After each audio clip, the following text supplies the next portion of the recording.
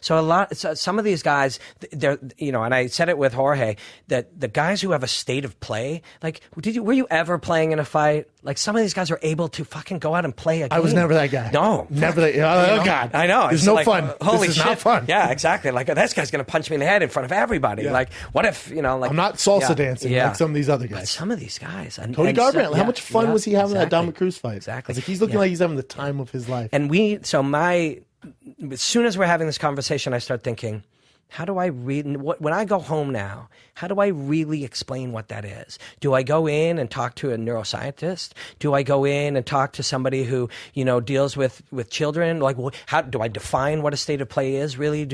I need that answer now. Does it come with experience? Yeah. Or some guys just like that. Because Dominic Cruz didn't have a lot of, not Dominic Cruz, Cody Garbrandt didn't have a lot of experience. No, he didn't. McGregor in general doesn't have a lot of experience. How much fun does he have? Yeah, it's true. And so what is that? Now, the easy answer is that it's sociopath. That is one possible. Yeah, because how the fuck some of these guys are able to do that? But another, an easy answer is the flow state. There's a cocktail of neurotransmitters that happen when you get into a flow state, and they call it in sports in the zone. In the zone, yeah. And most people have experienced it in some way or another. Where I have once in my career. Yeah, Gabriel Gonzaga. Yeah, man. It was like everything was slow, and I saw everything. There was no nerves. And time changes. I felt warm. Yeah, and it was really strange. I got done. It was like an outer body experience. I'm like, how can I make that happen every fight? And it never happened again. So now, when I was talking to my friend David, who I do this sports psychology, the fight psychology podcast with, he said to me, I said, I'm going to do Brennan's show. It's going to be really fun. He goes, I don't think he believes in sports psychology. He doesn't seem to have a good opinion. I definitely do. Yeah. Oh, no, he couldn't be more wrong. I wonder why I don't know where he got that. Because I worked with a mental coach for 4 years. Yeah. I worked with a mental coach and because of George St. Pierre. Oh, cool. And at first, I was a little... and it's just an ego thing. I was a young fighter, and I won 4 in a row, and they brought a mental coach in, and my head coach at the time, Lester Bowen, he goes, hey, we'd like you to sit with this guy. I go, for what? To fuck with my mind? Like, I'm already killing it. I have confidence. I'm good, man. And then I lost one. He goes, would you please meet with this guy? I went, I'll meet with him. And so I met with the guy, and it's not... Maybe Dave just heard that first part somewhere. Maybe, or maybe I don't know. I think it's cool. I think it's super important. It's really important. I think a lot of high-level athletes do, and fighting is so mental. It's insane, man, that to not have a mental coach, now you're a little bit at a disadvantage, because the most famous and successful fighters I know have mental coaches. Well, it's just something to add to it. I don't know why you wouldn't. And I was for a while. It was an ego thing. I felt like, well, I'm not damaged. I'm not a pussy. Why would I need that? But it's like, you had the Russian mentality. Yeah, I did, which isn't good. Isn't good. And when you open yourself to it, you learn that it's a tool that it's not going to hurt you. It's only going to help you.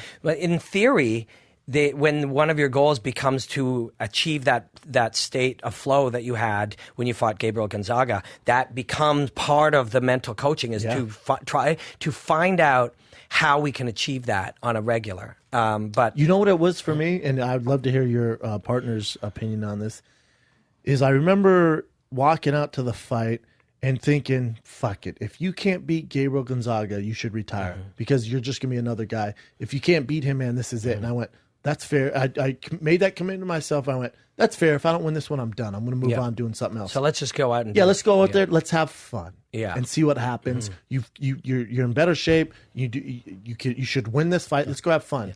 And for whatever reason, it just worked. But think of. And then after that, I put so much pressure on myself. Fight to fight, put so much pressure on because I felt like I have to be world champion. I have to beat this guy. I don't need a striking coach. I'm so good. I don't need this. And this ego monster. The ego's a fucking terrible thing. It can really help you, or it can fucking kill you, man. Ego is a real killer on most things in your life. For real, you have to have some sort of ego to be a professional fighter. Yeah, but you have to have almost no ego to be able to look at yourself, look at the true failures and weaknesses that you have, and then fix them. Yes. That has to. So it's a real weird dynamic. But it's interesting to me that when you said the flow, the one time you had the experience of flow state, and you mentioned having fun, and they went together. Yes. See, the one time that you really were out to have fun, that you achieved that thing. So when we're talking about about, Caceres, we're talking about Cowboy. There's something in the connection between this state of play and achieving a flow state, a psychological, neurochemical state of better performance. And for Cowboy, and we can move on from this fight. Sure. Bring it on the card, Jen. For Cowboy, the reason why he fights so much is because he doesn't like that huge buildup where it feels like the Super Bowl and there's all this pressure. So he likes to stay active so he can be in that state that it's just another day. I'm in this flow state. I'm having fun. And that's why I know Cowboy pretty well. Yeah. It's why he fights so often because he doesn't have that huge buildup. Yeah. He can have fun. He can still do his thing. He likes these extreme measures where you see him skydiving and riding bulls and driving fast. Even that stuff. He's acclimatizing himself to adrenaline. And to fear and all of that stuff. He is a fascinating guy. Yes. I did a breakdown about years back, an early one.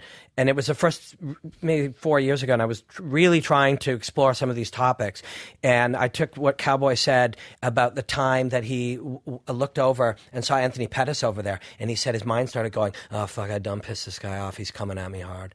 And he got into that loop. He got into that loop in his head about how oh shit, man. And then his anticipation of the violence and the trauma and the fear and what was the animal that was coming at him became bigger than the thing. Yes. And then he's done. And he then hesitated, and that's where that body kick came from. Yep. And he talked about that publicly and how he then went back and addressed it. And then I showed him in the very next fight.